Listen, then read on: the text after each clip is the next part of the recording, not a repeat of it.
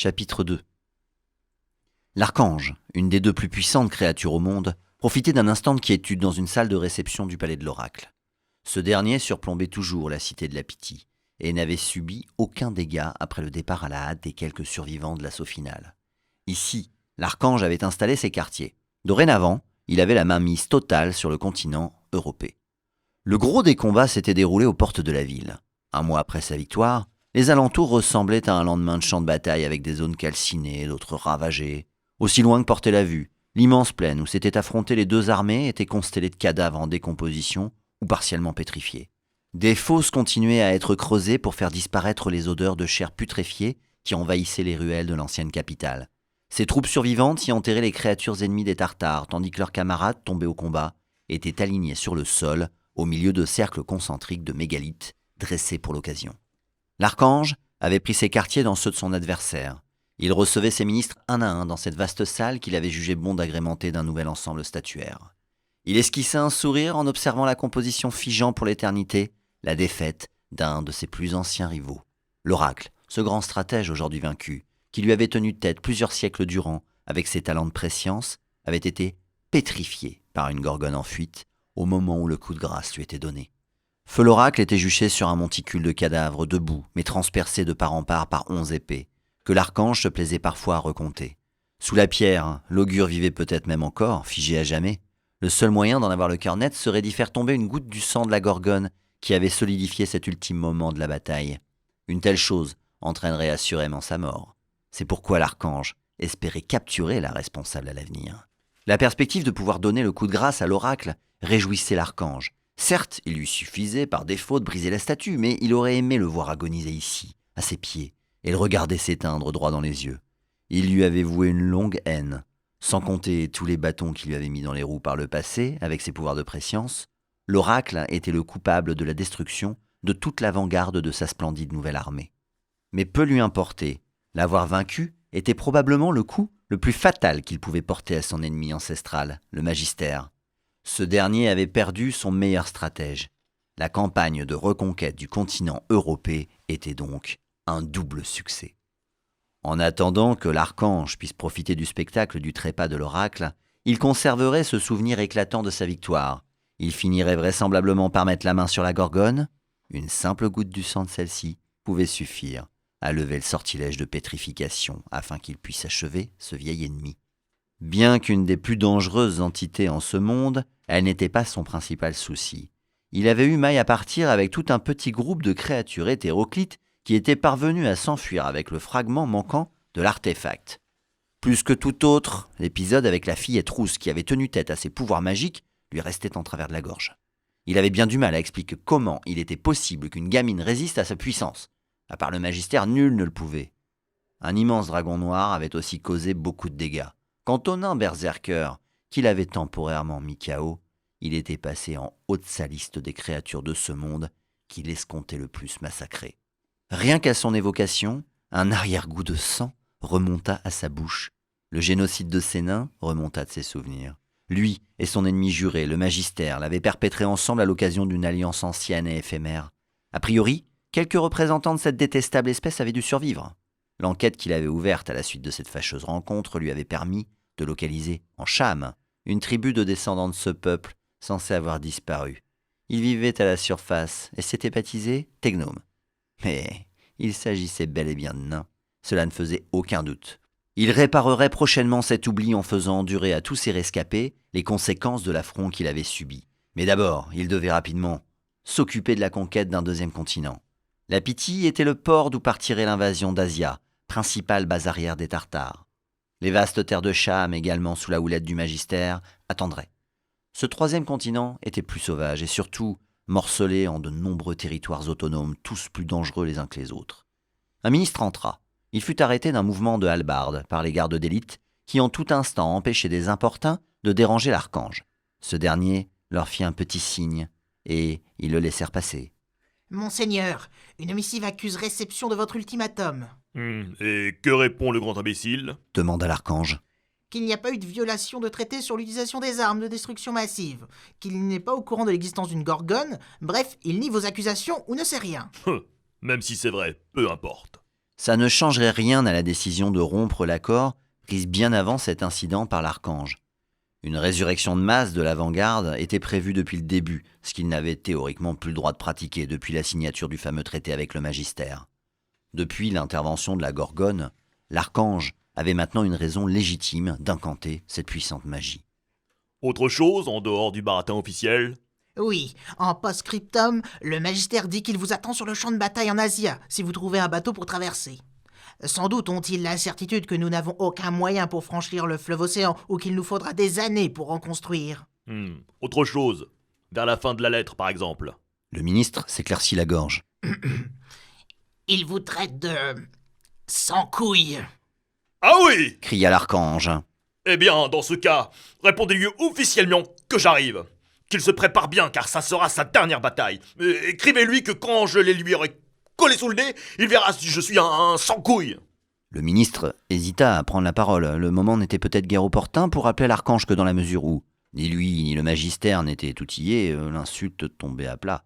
L'accès de colère de l'archange reflua. Oui, non, ne mettez pas ça en fait, ça prête à confusion. Dites-lui que c'est un caca. Le ministre roula des yeux, mais acquiesça. C'était ainsi depuis le premier engagement. Chaque courrier diplomatique se terminait par une injure puérile. Avez-vous une estimation de ce qu'on pourra ressusciter du champ de bataille? Guère plus d'un tiers des morts. Le reste a été pétrifié complètement ou partiellement. L'imprévu de la Gorgone est fâcheux.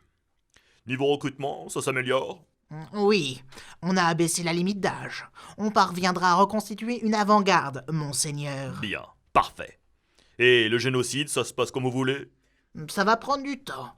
Nous avons été longuement absents de ce continent, mais d'ici 1 an, Europé ne comptera plus que quelques êtres inférieurs. Les éludriles et les paladins sont très zélés. Ils travaillent d'arrache-pied. On craint juste de manquer de bois pour les bûcher. Dans le pire des cas, vous mettez tout ça dans des mines désaffectées et vous scellez l'entrée. Débrouillez-vous comme vous le souhaitez. Mais je ne veux plus aucun sous-être impie foulant la surface en Europé. On va en finir cette fois. Nettoyer le monde des races inférieures. Il en sera fait selon votre désir, monseigneur. Un grand nombre de créatures se réfugient également au sanctuaire. Devons-nous intervenir? Il paraît que des femelles y ont pris le pouvoir et qu'elles ont fait bâtir une forteresse sur son dos. L'information saugrenue amusa l'archange qui, bien qu'il fût asexué, était profondément misogyne. Il réfléchit. La magie du sanctuaire pouvait se révéler un trop gros morceau. Une créature primordiale, colosse, mi-organique, mi-minéral, nommé Béliat, y sommeillait par cycle, se liant par symbiose à un maître et se nourrissant de l'âme des trépassés. Un massacre devait donc absolument être exclu. Attendu le risque de la voir renaître. Si cela arrivait, la mainmise et l'exploitation d'Europé pouvaient être compromises. Le Béliat faisait partie de ces terribles calamités, disséminées de par le monde, que l'archange ne saurait empêcher de tout ravager. Cette créature incontrôlable s'était déjà éveillée par le passé en Cham, transformant une région du continent en un immense désert stérile. Elle avait migré en Europé depuis quelques siècles, elle hibernait, en attendant un hypothétique réveil. Évitez tout simplement la zone. Ne gaspillons pas notre énergie. Laissons donc ces femelles se croire importantes. Nous nous occuperons des réfugiés qui s'y terrent une fois la guerre contre les Tartares achevée. Un problème à la fois. Je transmets les ordres. Au niveau du gisement des marais des longes putrides, ça donne quoi? D'après le stratomancien, il est prometteur. On reste sur le même genre d'objet. Il y a des bâtons de feu et des carrioles de métal? Oui, en grand nombre. Le régiment autour du stratomancien sera sans conteste impossible à battre. Surtout qu'aucun sortilège ne peut l'atteindre. À moins que le magistère ne rallie la fillette qui vous a tenu tête et qui semble disposer de capacités semblables à celles du stratomancien. En plus, elle maîtrise quelques arcanes de magie, contrairement au vieillard. L'archange grimaça au souvenir de la cuisante défaite que cette petite humaine lui avait infligée. Cette gamine ne perd rien pour attendre. Que le stratomancien redouble d'efforts pour que son régiment soit opérationnel à temps. La flotte construite sur Terra Incognita a appareillé. Elle sera là dans 3 mois. Il nous en faudra 6 de plus pour passer à l'offensive. Nous devons consolider nos positions et ensemencer les champs. Nous ne pouvons espérer continuer une campagne militaire sans préparer l'avenir. Nous ne pourrons pas nourrir l'armée et le peuple, Majesté. Nous payerons Asia pour approvisionner nos troupes. Les civils n'auront qu'à s'engager s'ils veulent manger à leur faim. S'il y a des famines ou s'ils meurent au combat, cela fera moins de bouches à nourrir. Nous restaurerons notre grandeur une fois que les Tartares seront anéantis. Ce cycle de guerre sera le dernier. Nous possédons quelque chose que nous n'avons jamais eu par le passé. Avec les capacités du stratomancien et les mécaniques extraites de l'ambre, nous allons vaincre pour de bon. Alors le peuple peut bien se serrer la ceinture quelque temps. Le ministre baissa les yeux avant de les relever. Je crains aussi que notre flotte ne soit insignifiante face à l'armada de jade du magistère, même si mes espions indiquent une certaine désorganisation des forces militaires en Asia. L'armada de Jade n'est pas un problème. Vous comprendrez pourquoi en temps utile. Disposez et faites entrer le dénommé soldat Tilsa avant de partir. Je veux qu'il me dise tout de ce qu'il sait sur la fillette rousse. Le stratomancien toisa le soldat Tilsa. Le jeune homme appartenait à son régiment. Il avait pour rôle de faire accélérer les cadences aux mineurs chargés de l'exploitation des strates géomanciques et prenait sa mission très à cœur. Les esclaves, prélevés parmi les races considérées comme impures pour l'Élysée, et des prisonniers de guerre, étaient forcés de travailler jusqu'à l'épuisement dans ces galeries souterraines. On laissait miroiter une liberté au plus efficace pour éviter des mutineries. Mais la vérité était qu'ils remontaient tous à la surface, les pieds devant. Le stratomancien n'en avait cure. Il détestait ce monde et ses espèces absurdes. Le vieillard frissonna et resserra son encolure. J'ai appris que l'archange vous a reçu, soldat. Que voulait-il savoir? Interrogea-t-il, suspicieux. Le jeune homme remua mal à l'aise. Son casque était trop grand et tombait un peu de travers. Il m'a demandé tout ce que je savais sur l'autre folle. Et que lui avez-vous répondu? Rien de plus que ce que je vous ai dit. Le stratomancien darda sur le soldat terrorisé un regard dur. Semblait-il la connaître? Comme il m'a posé plein de questions sur elle, pour comprendre si elle était magicienne, qui lui avait appris à utiliser ses pouvoirs, tout ça, non. Je pense pas qu'il sache quoi que ce soit. Et de toute façon, c'est juste une gamine ordinaire de ma réserve. Je lui ai dit qu'elle me collait toujours au basque et qu'elle voulait m'épouser, mais elle n'a même pas de sein, alors forcément... Le stratomancien s'assit pour réfléchir. Il ferma les yeux pour se concentrer davantage. Enfermé dans ce corps imparfait, ses raisonnements se faisaient avec une lenteur qui l'exaspérait. Plusieurs années auparavant, il avait suivi l'agaçante fillette qui s'était matérialisée dans les terres où il vivait, où il avait été le dieu de l'ensemble de la création, du moins. L'avait-il cru? Il avait été le fruit de la transcendance de l'homme, la seule espèce intelligente qui fût jamais apparue. Rien n'avait de sens. Lorsqu'il avait franchi la petite porte par laquelle la dénommée Sélène était venue l'interrompre en pleine destruction de son propre univers, les lois physiques avaient changé. Plus exactement, après de longues observations, les règles logiques suivaient ici des parcours flous et de nombreuses similitudes reliaient cette planète au berceau de l'humanité originelle dont il avait conservé la mémoire. Les objets, prisonniers de l'ambre, confirmaient ce début de théorie.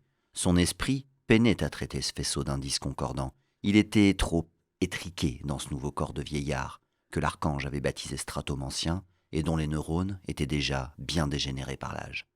Ses facultés intellectuelles, limitées à son seul cerveau, ne faisaient apparaître qu'une explication plausible à tout cela. Lors de sa transcendance, une des factions de l'humanité opposée à lui avait dû échapper à l'extermination. Cette fillette, qui disposait des mêmes pouvoirs de résistance à la magie et d'une capacité identique à la sienne à tordre les mécaniques de cette réalité, était peut-être la clé qui lui permettrait de comprendre. N'étant pas de ce monde, Dieu, actuellement le stratomancien des forces de l'Élysée, semblait charrier avec lui ses propres lois, celles de son véritable univers. Ainsi les technologies rationnelles, mystérieusement englouties dans l'ambre des sous-sols, fonctionnaient en sa présence.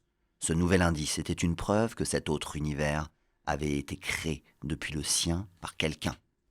Pour le moment, il n'avait pas de certitude sur l'ennemi qui avait pu échapper au grand génocide temporel que l'humanité transcendée, c'est-à-dire lui, avait accompli. Était-ce les suicider?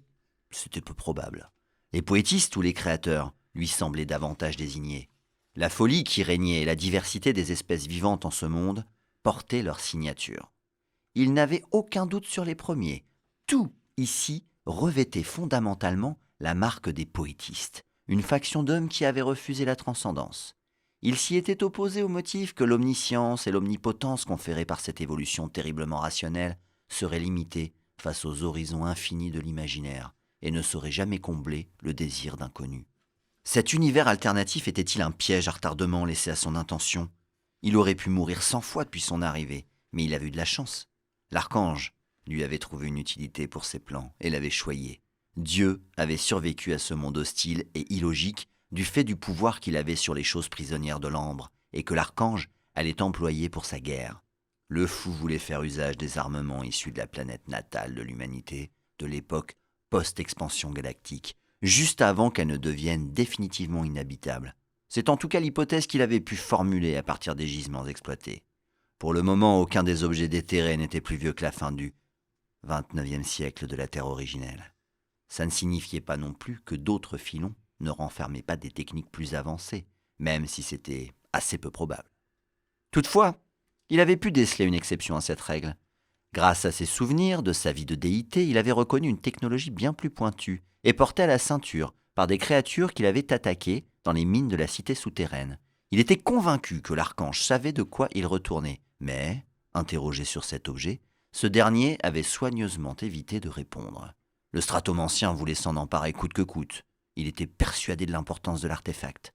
Avec ses facultés limitées, un simple coup d'œil ne lui avait pas permis d'en comprendre l'usage. Il devait mettre la main dessus, l'analyser. Maintenant, Dieu devait continuer à faire plus que survivre s'il escomptait s'échapper de ce monde prison un jour. Surtout qu'il ne faisait aucun doute qu'il vieillissait et pouvait mourir d'un instant à l'autre. Quelles étaient les limites de ce piège?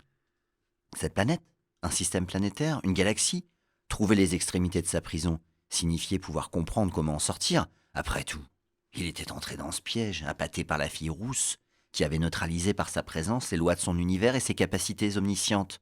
C'était comme si on l'avait volontairement attiré ici. Pourquoi ne m'ont-ils pas tout simplement tué? Pourquoi m'enfermer? Je n'ai pas eu leurs scrupules lorsque je les ai logiquement exterminés après ma transcendance. Nous étions la quintessence de l'évolution, la perfection ultime. Nous sommes devenus la création. Nous n'allions pas laisser une altérité nous menacer un jour. Cela aurait pu provoquer du chaos dans l'ordre de l'univers. Il n'y a qu'à voir ce lieu. Il eut une mine de dégoût. Alors qu'il tentait vainement de répondre rationnellement à cette question, une autre idée lui vint, l'ébauche d'un plan pour régner sur cette planète. Les puissances historiques telles que l'archange et le magistère lui faisaient barrage. Dieu devait reprendre son ascension à zéro en commençant par ce monde. Alors seulement, il disposerait peut-être des moyens de s'en échapper. Et, quand il en serait sorti, il détruirait cette réalité alternative. Soldat Tilsa, j'ai un marché à vous proposer. Aimeriez-vous être promu à la plus haute distinction qu'un militaire puisse espérer? Souhaitez-vous devenir riche et libre de faire tout ce que bon vous plaira? Cela fera moins de mouches. Putain. Oh, ça arrasse. Moins de mouches à nourrir, c'est sûr. Ou s'il meurt au combat, cela fera moins de bouches à nourrir. C'est ma faute. Mais non, mais il me voit me marrer, je me bouffe les joues. Combat, cela fera moins de bouches à nourrir. Oh putain. Oh putain. Fais chier, J'ai à envie de pisser, filez-moi un mug Donjon Legacy.